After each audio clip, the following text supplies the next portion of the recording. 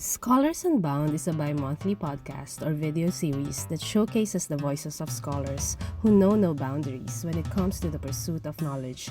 You will hear insights from their experiences as international scholars and how these influence their research, hoping to inspire future scholars to be fearless, global, and unbound. I'm your host, Dalia Simangon. Welcome to episode 16 of the Scholars Unbound podcast. Today, I want to share with you some ways for maintaining a good working relationship with your PhD advisors or supervisors. This is a follow up to episode 15, where I invited my former advisors to share their views on what makes a good PhD research proposal. So be sure to check that out if you haven't done so. Now, say you're able to find the right supervisor to work with. And after going through the university's admission process, you will then start working with your supervisor. And your supervisor is as important as your project. And I think I mentioned, or maybe my guest mentioned a couple of times already in the past episodes, that your supervisor can make or break your project or your dissertation. Of course, not everyone's experiences are the same, but I think in general, a good working relationship with your supervisor is one of the keys to a successful PhD. In my experience, my advisors were extremely supportive during my PhD, and even after that, I could always rely on them whenever I needed recommendation letters or advice during my job hunting. And they never let me down. They always submitted their letters on time, even though they are extremely busy. They always passed information to me about opportunities. They took the initiative to connect me with more senior scholars in my field, for example. They read my manuscripts prior to journal submissions, even though I was no longer their PhD student. And when I was writing my book manuscript, they also gave me advice on how to approach publishers and transform my PhD into a book. And there are many other things, but in short, I'm really lucky to have an amazing set of advisors. And because of that good experience, I'm inspired to do the same when I start advising PhD students. So, how to maintain a good working relationship with your supervisor? I want to share with you some do's and don'ts from the perspective of the supervisee and from my personal experience. I'm also drawing on my field, international relations, and I understand that norms may vary from field to field. And as I always say in this podcast, this is not a set of prescriptions, so please tailor them according to your experiences. And another important thing is not to tolerate abusive advisors for the sake of your PhD. If you are experiencing this or unsure about your experience or your judgment, please approach the right person in your university or confide with someone you really trust. Also, I think it's important to clarify at this point what I mean by a good working relationship with your supervisor. The supervisor is meant to guide you in completing your PhD and preparing you for the academic or even non academic path that you have decided for yourself. Working with your supervisor towards meeting these objectives in a reasonable and encouraging way is a healthy and positive working relationship. I personally believe that anything outside of these objectives cannot be considered supervisor supervisee relations. And anything that is unreasonable or downright mean or abusive will not provide a healthy and positive environment for you to complete your PhD and prepare you for the professional life after that. We also have to be reminded here of the power dynamics involved in your relationship with your supervisor, like any kind of relationship. And some harmful outcomes of this power dynamics are unfortunately either reinforced or ignored by a system that will protect its reputation no matter what. So it's quite obvious here that a supervisor supervisee relationship is not straightforward. So, with all these caveats, I think there are still some ways you can maintain a good, a positive and healthy working relationship with your PhD supervisor? The first one that proved well for me, at least, was to communicate regularly with your supervisor. Some supervisors would demand their preferred schedule, like updating them every week or every month. I even heard of students in labs who are required to update their supervisor every weekday. Well, I think that's too much for me. What's important is that you don't leave them blindsided or wondering what's up with your project. With that said, I think you don't have to wait to be asked for an update to give one to your supervisor. In my field and based on my experience, a month in between updates is a good interval. And the update can be either through email or a meeting. And in this times, a Zoom meeting may be the only option. The update is meant to inform your supervisor of your progress, what you have done since the last update or the last meeting, what are the difficulties you're encountering, and what are your plans until the next update. This is also a good practice, not just for updating your supervisor, but it also gives you a chance to review your own progress and reflect on what helps you progress and what does not.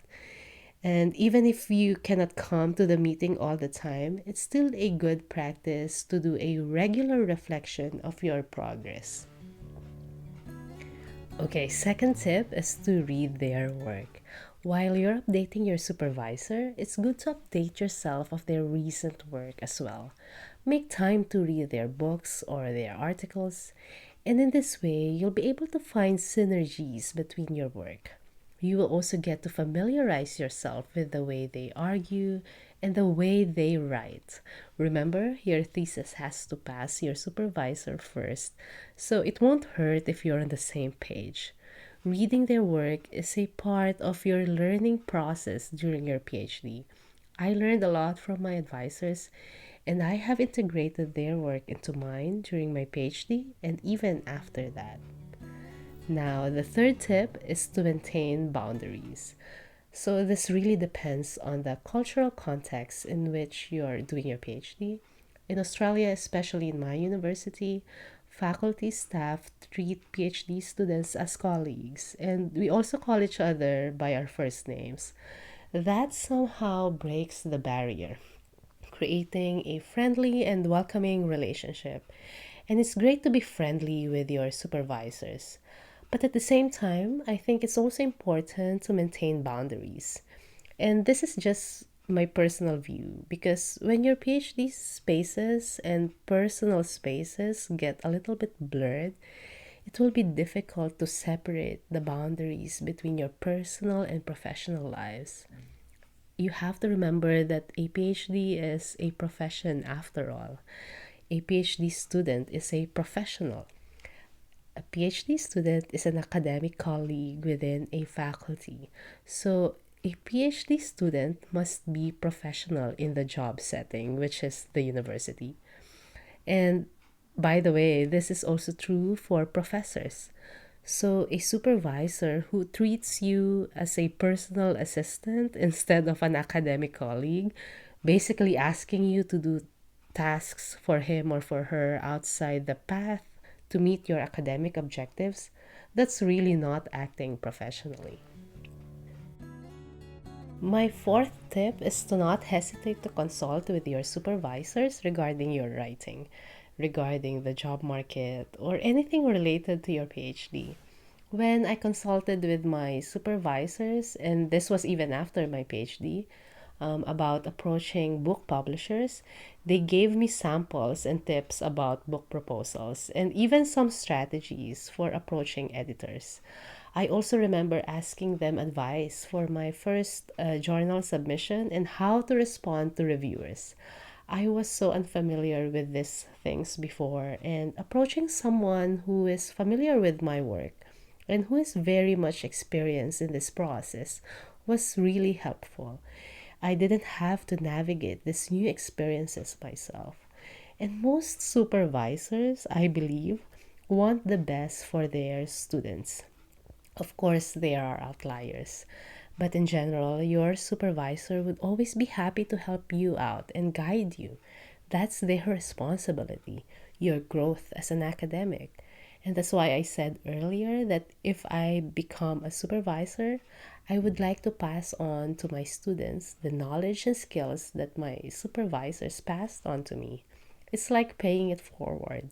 And personally, I'd be happy to know what are the opportunities my students are looking for and what writing projects they are pursuing in addition to their dissertation.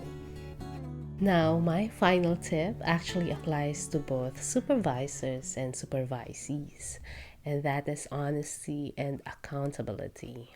Any relationship, for it to be sustained and for it to benefit all parties, would require honesty and accountability. If you're having a difficult time, may it be for personal reasons, and if it affects your PhD project, it would be helpful for your supervisor to know your situation.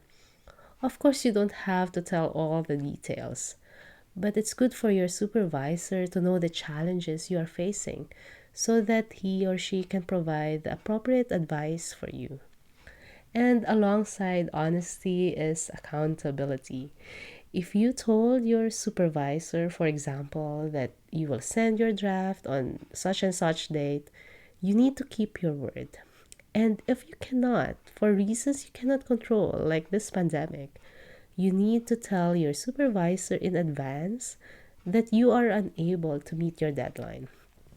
This shows to your supervisor that you care about your work, that you care about your PhD. You have to remember that if you don't deliver, it doesn't mean that you're not delivering to your supervisor. It only means that you are not delivering to yourself. So, being honest and accountable in your relationship with your supervisor is really about being honest and accountable to your PhD project and to yourself. So, those are just some of the ways I think can create and maintain a good working relationship with your supervisor. Based on my experience, of course, our experiences are different, and the current pandemic has created new challenges for us, for you, and also for your supervisors. Despite the precarity of an academic life and the structural inequalities within academia, I think what we have to remember is that it is composed of people. So let's treat each other as one. Thank you for listening to this episode. Please consider leaving a comment or rating at iTunes or any of your preferred podcast hosting platforms. For details about upcoming episodes and how to support the Scholars Unbound project, visit daliasimangan.com/scholars unbound with the link in our show notes.